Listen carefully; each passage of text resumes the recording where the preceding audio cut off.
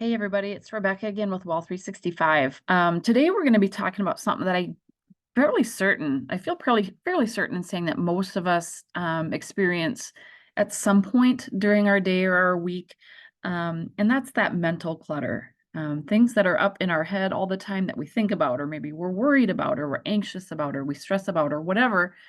So that mental clutter is there, and sometimes it feels like it's there a lot, and sometimes it's not so much noticeable or present in our day to day. So, we're going to talk today about clearing that mental clutter. And there's a lot of ways that we just get that stuff up there through just some of the trauma of our day, conversations we may or may not have had with people, things we did do or didn't do that we wanted to get done, just all kinds of things that can fill our heads. So at 3 a.m. in the morning when we're laying in bed trying to sleep, we're thinking about stuff like this, and everything just gets all cluttered up in our heads. So today we are going to take some time to do this, to talk through this, and I'm going to share my screen with you so that we can go through some things that we want to do to help with this. So bear with me 1 second here, and we will get this going.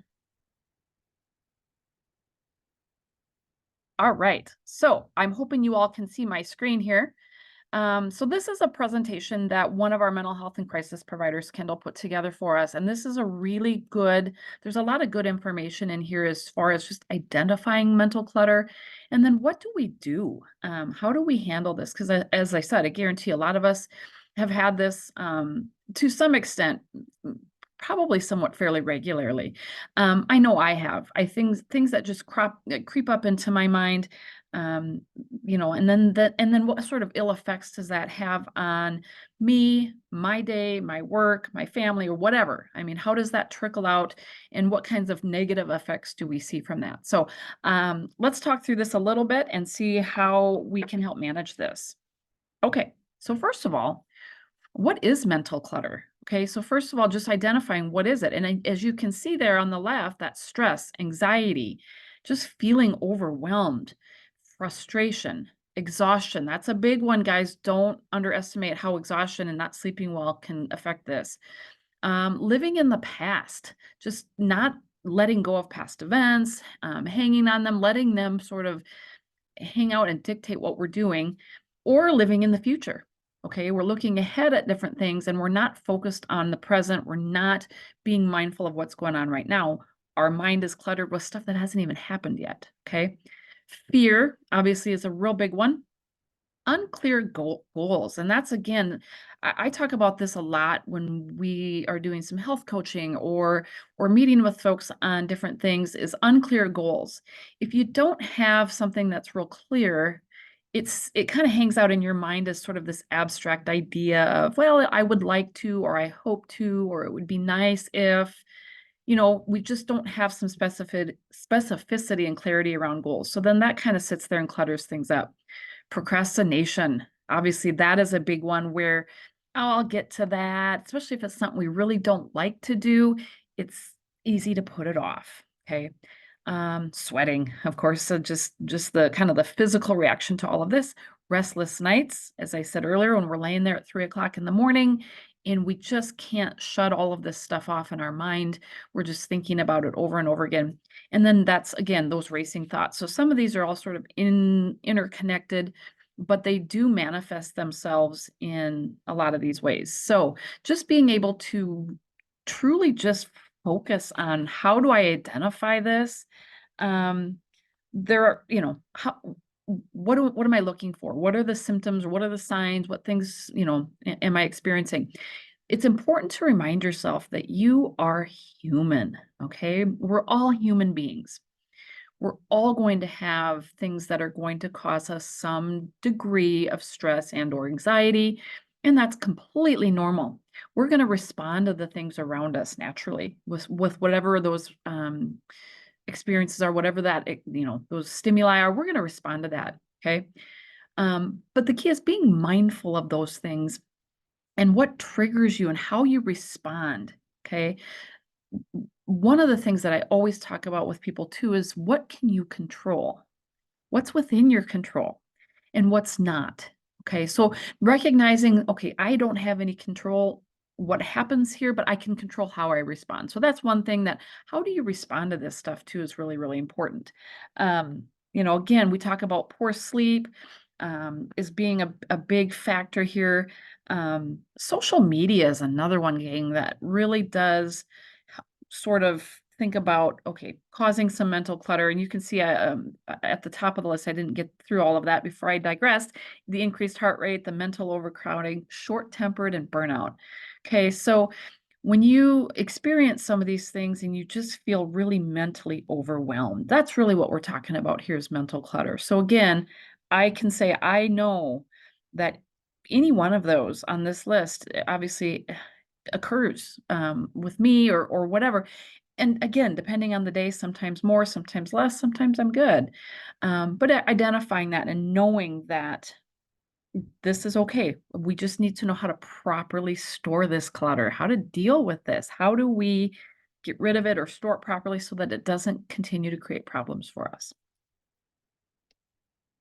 Okay, so again, we talked about what is the negative effect of all of this clutter. If you think about physical clutter in our homes, where if we just have a lot of stuff in our way and we just can't kind of get through things effectively or move through things effectively or store things or organize things the way we want to in our homes, kind of the same thing in our mind, right? If we just have all of this stuff moving around in our head, what sort of issues does that create? Well, it creates us from creating clear priorities. Okay. When we got all this stuff going on, we're not present in the moment, focused on what we're doing. We're distracted. We're just not able to clearly create those priorities. Okay. Or make decisions. It's hard to make decisions one way or the other on certain things. Again, when we have a lot of other things going on. Again, I talked about having that focus or simply being productive.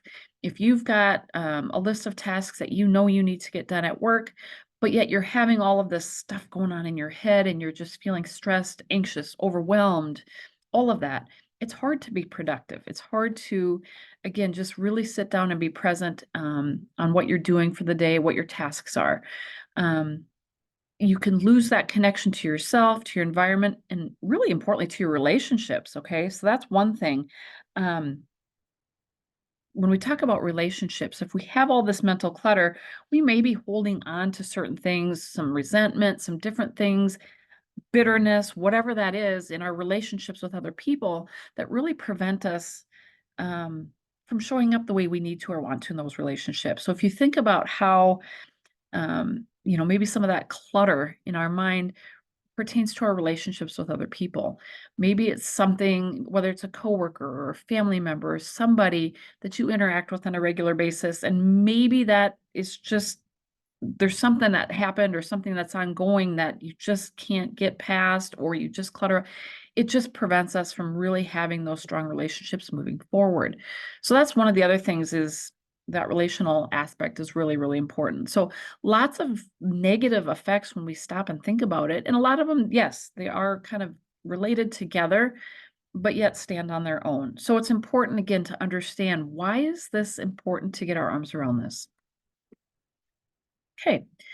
So identifying the triggers. This is something too that it's really going to be important for you to understand why does this happen? What triggers this for me? And it might be different for everybody. But a lot of the times it's this lack of time or perceived lack of time to get everything done. Sometimes we truly do have a lack of time. Sometimes we perceive that lack of time. And we're just not present. We're not clear, concise, we're not organized. And so we feel like we maybe don't have enough time. And that in and of itself, whether we do or don't actually, can still cause that sort of anxiety and that mental clutter. Lack of either alone time and or social time. We do, as humans, we really do need both. We need some time to ourselves to, kind of just reset ourselves, spend some time by ourselves, relax, whatever, but we also need that social time too. So maybe not getting enough of either one of those can just in and of itself cause us some sort of stress, anxiety type of thing.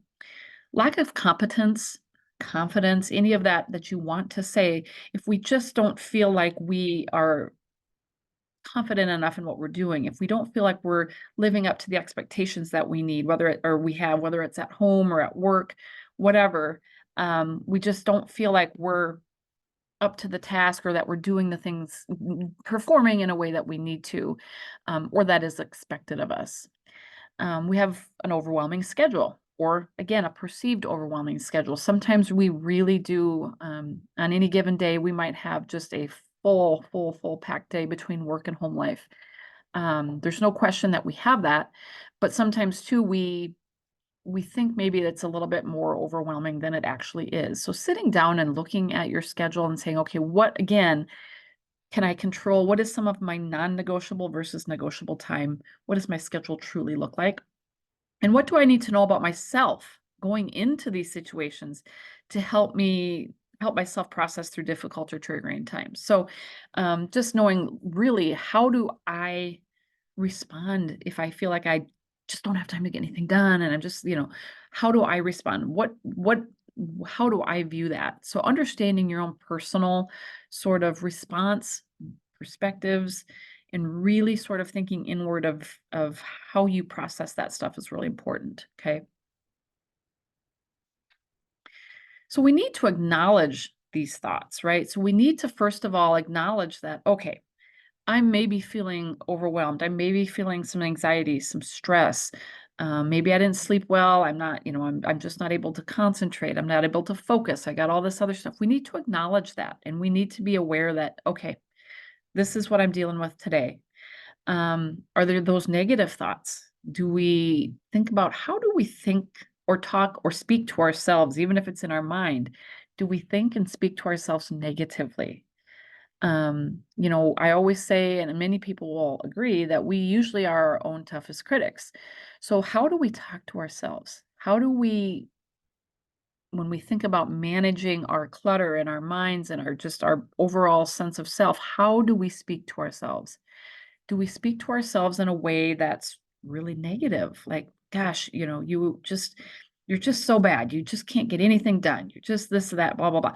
Do we think about ourselves that way? Okay. So we need to be aware, because if we do, that's something we really need to focus on getting. That negative talk or negative thoughts can be more impactful than we realize. Okay. Sometimes we think it's just, I'm thinking to myself, this and that, but it can be really, really impactful, and not in a good way. So we need to become aware of how we speak to ourselves. Okay.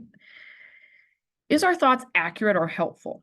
And when I say accurate, one thing I really point to, and a lot of people do this, again, there's times where I absolutely am guilty of this, is when we're using the absolutes. "Oh, God, I never get this right, or I'm always wrong on this, or I'm always behind, or I'm always late, or when we use the always and nevers, guys, that's when we have to stop and say, okay, wait. Is that accurate? Okay. Is thinking like that helpful to me? Am I always wrong on this situation? Or do I never get something right? Truly, probably not an accurate, helpful thought. So that's one example that I give, is using those absolutes. So think about it that way. How many times have we probably told ourselves at some point, say, God, I just never can get this right?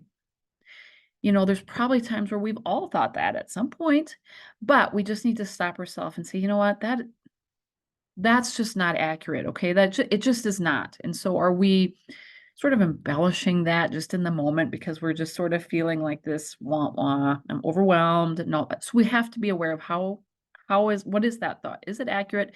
And more importantly, is it helpful? Okay.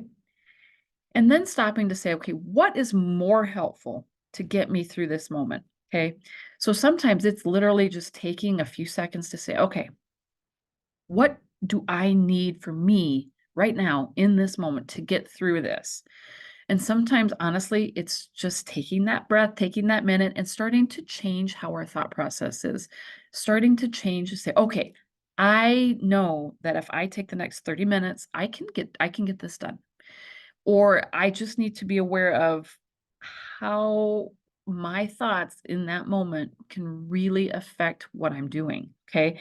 So, acknowledging it is key. First of all, we have to acknowledge it. And then we have to think, what's the negativity of our thoughts, and how do we shift that? Okay. And a lot of times it's just that mindfulness. It's honestly just taking just that extra minute to say, okay, is how I'm viewing this right now. Is this accurate? Is it helpful? Okay. If it's not, we just have to be aware of we need to change that. Okay. And it takes practice. Sometimes if it's something we've been doing, if the way we're thinking about ourselves or a certain situation has been ingrained in us for a long time, or we've done it for a long time, sometimes that self-talk, those thoughts, sometimes it takes practice. Okay. And that's okay. If we want to get good at something, like anything else, we have to practice. Okay. So sometimes just more of that positive those self-talk, self-thoughts, whatever, sometimes it takes practice. And so we have to keep working through that. Um, you know, and just trying to really change how we handle or process those thoughts. Okay. So hypervigilance. Okay. So when we talk about this, if you imagine the stressors in your life, whether that's work, home, combination of things, um, if you think about it and you kind of try to compress everything into this ball and it just gets really, really tight and it just gets really you just have this hyper awareness of this. And you put all of those things, if you just picture all of the different stressors in your mind like this, in the like what you can see here, maybe it's like I say, work, home, finances, whatever it is. And you kind of if you think about putting each of those into a ball and tightening that up and just how many balls are you juggling at any given time, right? So it's just constant, like this, just hyper awareness and this hyper management of all of these different aspects of your life, right? Um, so if you think about how many of them do you have, um, as you manage to juggle all these different things, think about one by one, volley those away, right? Just sort of put them away or volley them out of your mind. Just again, sometimes that visual, just putting it off, you know, um, just let it go. Let each one of those go for a while and see, okay, how does this feel when you have nothing left in your mind to juggle? Just imagine yourself just laying and relaxing. Maybe some sun, the warmth of the sun is hitting your face. You're just relaxed. You volleyed everything away, allowing that time just for you to be present. Okay. So the idea behind this is sometimes that visual is really important. If you, like I said, if you think about all of the different things you juggle, things that are on your mind, and you just sort of picture yourself letting those volley away, letting them go, and truly just taking that time to just lay, just be still. And that's one of the ways just to sort of decompress. Okay. So sometimes that visual does help. We have to think about the hypervigilance that we have around all of our thoughts sometimes. Again, not always, but we have to think about, we have to find a way to minimize that. And sometimes it is just truly taking that visual, taking that time to rest. Okay. Really embracing the presence, the present moment. That's something that a lot of us, whether it's work, home, whatever. This is something that unfortunately in the world we live in today is somewhat slipping away, I feel like. Part of that is that first thing on the list. Social media, our phones, our technology, whatever. Okay, most likely a lot of us spend way too much time maybe using technology, maybe it's not social media for all of you. Um, but maybe there's other things that takes our attention away. It takes that presence away. We need to prioritize our sleep and our rest. I don't know about all of you, but for me, I can easily identify if I feel like I have not gotten enough rest or if I am super tired. There's so many other things that can go on in my mind that seem so much more overwhelming. They just seem like they're so much more troublesome, much bigger than maybe they are. If you get enough rest, a lot of times it does help us tremendously to help manage that. And like I said, I don't know about you guys, but I can tell instantly, like if I'm feeling stressed and overwhelmed, I just say, okay, no, am I tired? Yeah, I'm really tired. And so that really makes things worse. So it's important that we really do prioritize getting enough sleep. Okay. Avoiding isolation. So that's another one too, guys. When we are truly isolated or we don't spend time maybe with other people, whether it's family, friends, whatever. When we truly are more isolated, what happens? We're more alone with our thoughts, right? We have our thoughts, but maybe we're not with other people. So when we get isolated like that, it's truly much easier to just continue to get bogged down in our thoughts and all of that mental clutter. So that social time with other people, friends, family, whatever it is really important. It really helps us sort of refocus and get away from some of that clutter. And then when we come back maybe to, okay, we've social, we're done. We're resetting again. We're back. We're by ourselves with that alone time. That some of that clutter has gone away, right? If you notice, it just feels like it's gone away. So that's one thing that we need to really focus on too. We also need to, it sounds weird to say this, but celebrate tough days. And what we mean by that is we're all going to have days that are tough. There's no question. Some days are tougher than others. But when we get through those and we've successfully managed and navigated ourselves through a tough day, we need to recognize that. And we need to recognize, how did we do that? What was successful about our day? How did we get through that tough day? What worked? Maybe what didn't work so well, but how do we at the end sort of celebrate and say, okay, you know what? I did it. I got through that tough day. Sometimes we need a little bit more support, someone to talk to, someone to help us manage all of this stuff. So through a therapist, counselor, life coach, whatever, somebody that can help us just unload some of that mental clutter.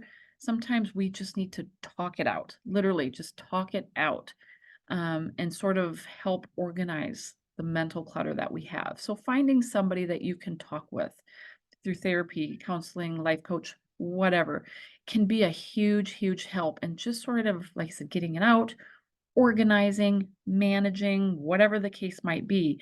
But sometimes when we just get to the point where we just feel so overwhelmed, it's good to talk it out with someone. So that's a great way to help manage things too. So if you find yourself in a situation where I just need to talk this out with someone, please do. It's a great, great way to help us manage sometimes the overwhelming thoughts that we have. Okay. Mental vacations. This is a fun little term that I like, that literally is just taking this 5 to 10 minutes during your day. Okay. It really is. And sometimes I like to think about this in the form of maybe just taking 5 to 10 minutes to go walk. Because sometimes that little 5 to 10 minutes away to decompress and do something different, like going for a walk, is enough of that mental vacation. It gives us enough of that break to decompress, especially when we start to feel really frustrated, or we start to feel really overwhelmed, or we start to feel tension, and we start to get short, and we start to get really, really, really just frustrated with where things are going. So that walk is a really good one, that first one on the list. um, using that 10 to 15-minute break, lunch break, go do something else. If it's not walking, do something different. Step away from whatever you've been working on. Take that break. Um, I encourage people so many times when I'm working with them to not work through their lunch.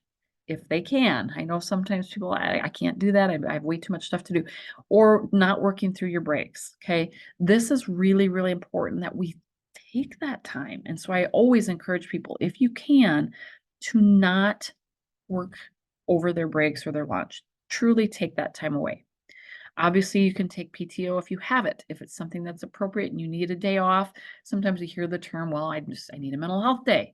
And so much more of that. We hear so much. And that's, if we need that, we need that. We have to take it and it's good for us. So if you've got the PTO and you sometimes, hey, I got to use some PTO, I need some time away. Great. It's there. Take that break if you can. The next one obviously is a big one, guys. Unplug the device. I mean, that's such a huge thing. We, as I mentioned before, we just live in such a culture right now where we are so wired and plugged in to things all the time, way too much, really. Whether it's ourselves, our kids, whatever, we need to just get away from our devices. We need to step away to help increase our presence, our mindfulness, our awareness, just taking that mental vacation, all of those things. So we need to really unplug and we have to be dedicated about it and really find some time during our day to say, I'm not going to be plugged in. I'm taking some time away. People have limited and or gotten off of altogether social media. People who have done that find themselves truly in a much better place mentally. It's rather amazing when I talk to people who have done this. So something to think about is even if it's just shorter periods of time during the day, but somehow just taking some time to set the phone down, step away from the computer, the iPad, whatever it is, and truly just unplug. Okay, and then treating ourselves can be anything from just, taking maybe a nap. Maybe it's getting ourselves a treat. Maybe it's buying ourselves something. Maybe it's going out and walking with a friend or family, something that we don't always do every day for us, but we take the time to treat ourselves to something that's going to bring us some joy and contentment and happiness. So taking that time to make sure that we do that and treat ourselves and also just the good self-care. Okay, that kind of goes in with this too. So don't forget to do that because we all need to feel, that happiness and contentment that whatever that treat brings or however we want to do that, just make sure that we're taking time and we're being really diligent about doing that. Okay? Because those are the things that if we can really focus on, again, acknowledging that we have maybe some of this mental clutter. What are our triggers? How do we help get through this? What are some things we can do? And really, really being focused on managing this. I think, guys, you'll find that just yeah, we can be more productive. Okay, we can feel honestly a little bit more energetic. We can feel like can set some more clear goals. We can move forward in a way that feels really positive to us. But we all, first of all, need to acknowledge A, we all have it. B, to what extent do we have this mental clutter? And to what extent does it feel like it's maybe holding me back in certain areas or causing me some difficulties in areas? And how do I change that? What do I do? So being really, really diligent about taking these mental vacations, changing how we are, some of our self-talk, our self-thoughts, things like that. If you have questions about this, gang, I really do encourage you to reach out, email, whatever, call. Just if there's things that you know that you have questions on or that you struggle with, let us know. Let us know. Um, and just again, acknowledge that we're human, right? We're human. We're all going to have different levels of this. Um, that we just it's okay. We know it's natural. We're going to respond to things in certain ways.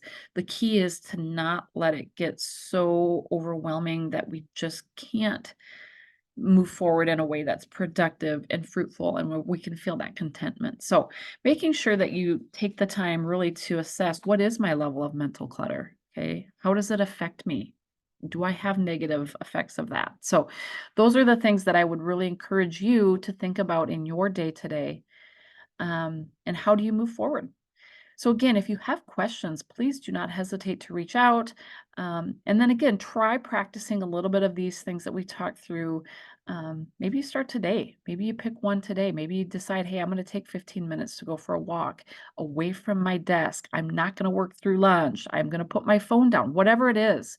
But finding a few of those different things that can really help. And I think you'll be surprised at how sometimes just a few of those little things can make a huge impact. So I challenge you to give one a try, give them all a try, and see how you feel. You might surprise yourself. So hopefully you guys all will have a great rest of your day. Please reach out if you have any questions whatsoever. We'd be happy to answer questions for you. Um, and and that should yeah, that should take care of it, gang. Have a great time and until next time. Thanks so much.